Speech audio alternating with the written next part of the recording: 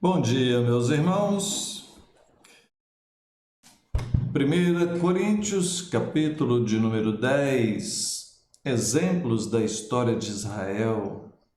Ora, irmãos, não quero que ignoreis que nossos pais estiveram todos sob a nuvem e todos passaram pelo mar, tendo sido todos batizados, assim na nuvem como no mar, com respeito a Moisés. Todos eles comeram de um só manjar espiritual, beberam da mesma fonte espiritual. Veja, verso 6. Estas coisas se tornaram exemplos para nós, a fim de que não cobicemos as coisas más que eles cobiçaram. Não vos façais, pois, idólatras como alguns deles.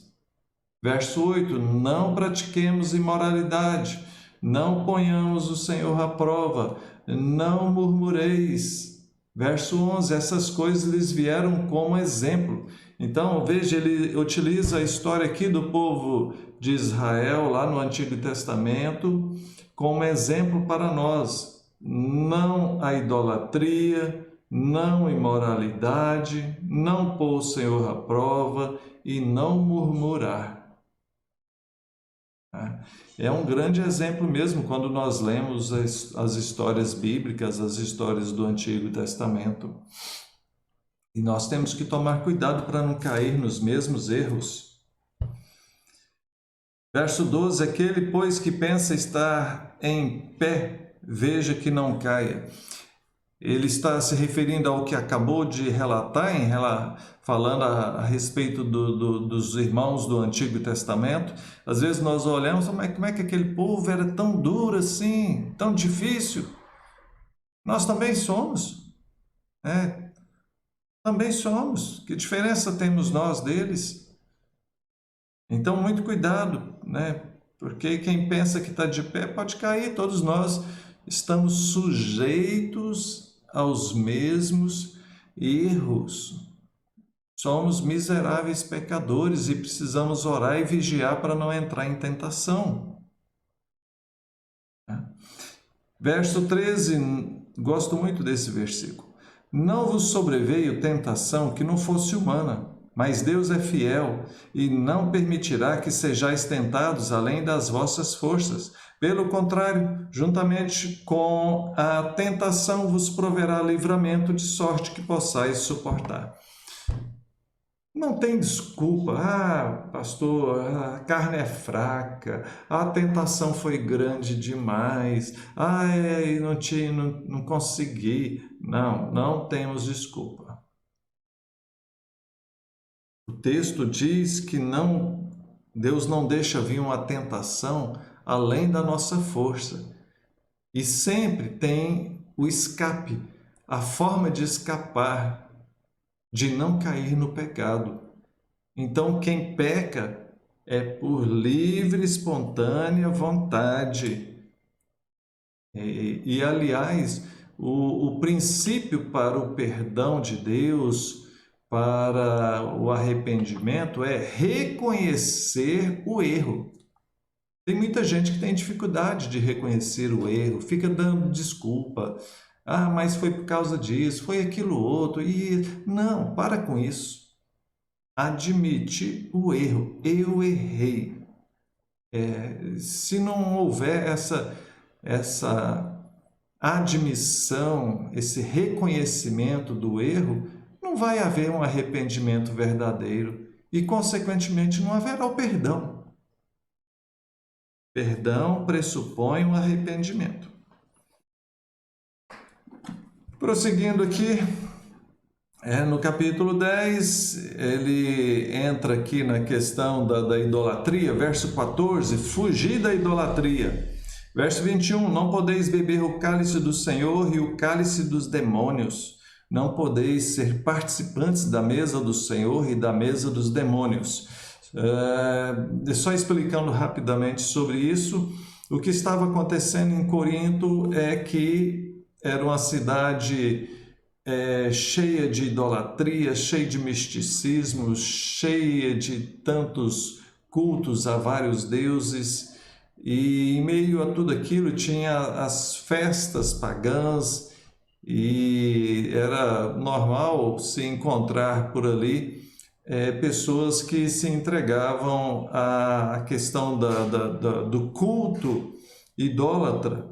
E então, no meio daquilo, tinha todo o problema, né, de participar das coisas de Deus e ao mesmo tempo participar das coisas contrárias a Deus, as coisas dos demônios, aquilo que era feito para todos esses sacrifícios idólatras daquela época, daqueles falsos deuses.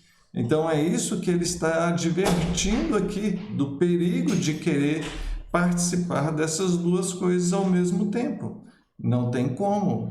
É um perigo muito grande estar envolvido com as duas coisas ao mesmo tempo. Então, veja só, verso 23, todas as coisas são lícitas, mas nem todas convêm.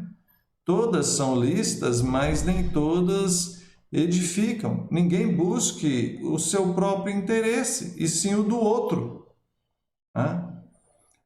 Então, cuidado para não causar o escândalo. Verso 25, comei de tudo que se vende no mercado, sem nada perguntar por conta da consciência. Verso 27, se algum dentre os incrédulos vos convidar e quiser ir, comei de tudo que se põe diante de vós, sem nada perguntar por motivo da consciência. Porém, verso 28, veja, verso 28, porém, se alguém vos disser, isto é comida, é coisa sacrificada a ídolo, então não comais. O que o apóstolo Paulo está defendendo aqui é justamente o perigo dessa associação com as coisas consagradas aos ídolos.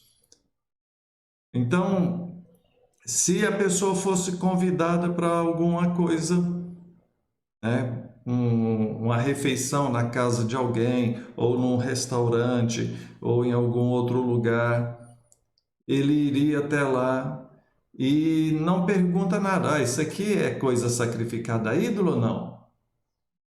Não pergunta. Está lá, come. Pronto, não tem problema. Agora, se souber que aquilo era realmente um negócio consagrado para o ídolo, então não coma. Evita. Então, tudo tem a ver com a questão da consciência, mas ele até deixa claro que não é da consciência sua mesmo, da própria pessoa, uma vez que essa pessoa tiver maturidade, mas pela consciência dos outros, porque vai causar escândalo. Então, tudo ele deseja que trabalhar no sentido de não causar escândalo. Veja aí, verso 32, não vos torneis causa de tropeço, nem para os judeus, nem para os gentios, nem tampouco para a igreja de Deus. Esse é o princípio que ele está querendo deixar claro aqui.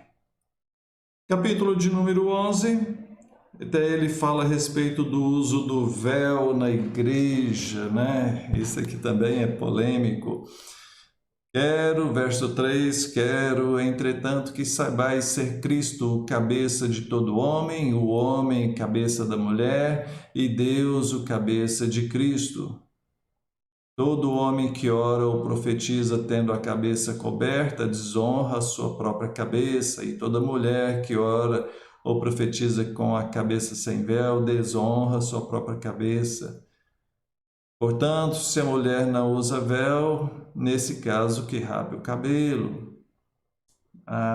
Então ele vem falando a respeito disso. Verso 8, homem não foi feito da mulher, e sim a mulher do homem.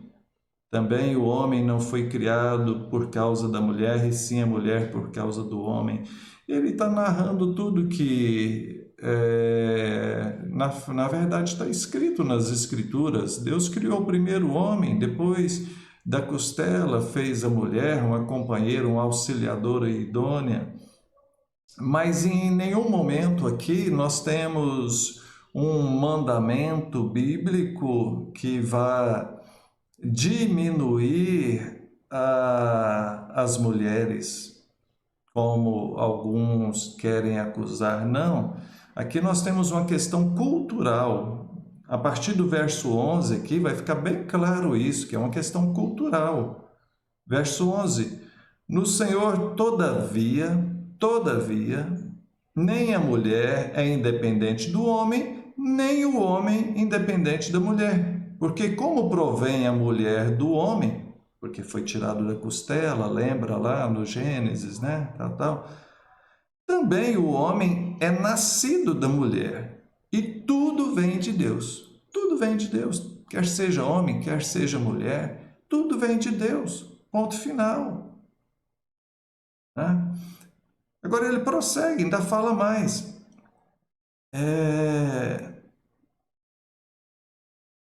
Verso 13: julgai entre vós mesmos, é próprio que a mulher ore a Deus sem trazer o véu?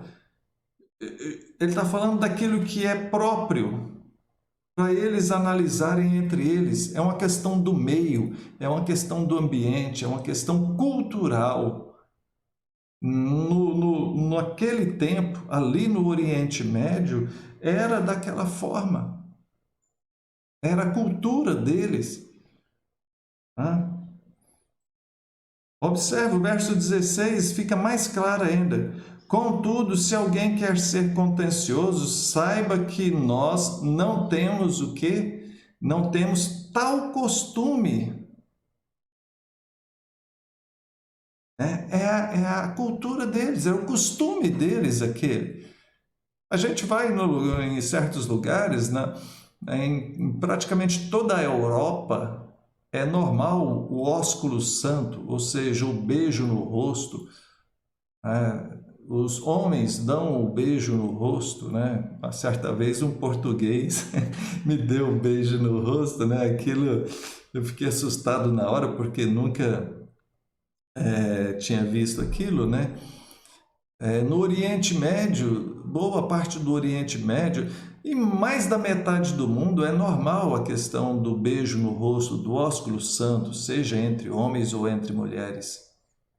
Aqui na nossa região, nas Américas, nós não temos isso. Não temos esse costume. Você não vê homem dando beijo no rosto do homem. Não é o costume. E aí vem outras coisas, são costumes. É, brincos, cabelo curto, cabelo longo, o tipo de roupa, sabe, são coisas culturais, né? O tipo de comida, o tipo de... tudo, gente. Então, deve ser visto isso aqui à luz da cultura deles daquela época. A partir do verso de número 17, entra a questão da ceia do Senhor.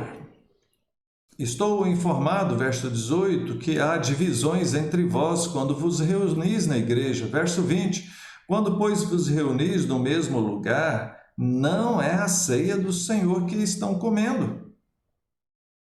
Verso 21, cada um toma antecipadamente a sua própria ceia, e há quem tenha fome, ao passo que há também quem se embriague. Sabe o que estava acontecendo? A gente tem que entender o contexto. O que estava acontecendo para Paulo falar isso aqui?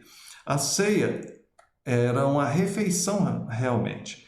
Então eles se reuniam primeiro, bem mais cedo ali, final da tarde, né? E comiam e bebiam, e depois daquilo é que tinha a parte religiosa, a parte do culto ali. Então, primeiro era aquela refeição comunitária, era aquela ceia. Não era igual a nossa aqui, que é só um simbólico, né? Só um pedacinho de pão e um cálicezinho de suco de uva ali. Era comida mesmo e o vinho. E aí o que estava acontecendo é que os ricos eles tinham tempo livre e eles chegavam mais cedo e já começavam a comer e beber. Mas os pobres tinham que trabalhar e o horário de trabalho se estendia e eles demoravam a chegar. Quando eles chegavam, muitas vezes os ricos já tinham comido e bebido praticamente tudo, e aí os outros não tinham o que comer e beber. Diz aqui que enquanto uns passavam fome, outros já tinham enchido a pança, já tinham bebido tanto que já estavam até bêbados. Então, o que Paulo está condenando é isso. É essa falta de amor, essa falta de espírito cristão, essa injustiça que estava sendo feita com os mais pobres. Tanto é que ele deixa bem claro isso daqui, olha só. Deixa eu olhar aqui mais à frente.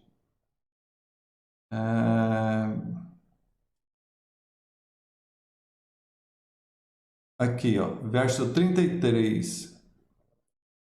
Assim, pois, irmãos meus, quando vos reunis para comer, esperai uns pelos outros. Esperai uns pelos outros. Não é aquela gulodice de querer sair correndo na frente e pegar os melhores, né? Então, a gente tem que ter educação, amor, principalmente com aqueles que são mais necessitados. Pois bem, além disso, ele toca em algumas outras questões que são polêmicas aqui, e eu vou mencionar aqui. Eu já estudei muito sobre isso, sobre essa questão da ceia do Senhor. Tem uma questão aqui, quando diz aqui, verso 27, por isso aquele que comer o pão ou beber do cálice do Senhor indignamente será réu do corpo e do sangue do Senhor. Examine-se, pois, o homem a si mesmo, e assim coma do pão e beba do cálice, pois quem come e bebe sem discernir o corpo, come e bebe juízo para si. Eis a razão porque há entre vós muitos fracos e doentes, e não poucos que dormem. O que ele quer dizer com isso aqui? Com participar indignamente. É aquele que não foi restaurado por Cristo, porque o que nos torna digno de participar é a dignidade conferida pelos méritos de Jesus e não por nós mesmos. O que eu poderia fazer para me tornar uma pessoa digna de participar da ceia do Senhor? É ser uma pessoa perfeita? Impossível. Ser uma pessoa digna aos olhos de Deus? Impossível, a não ser pelos méritos de Cristo.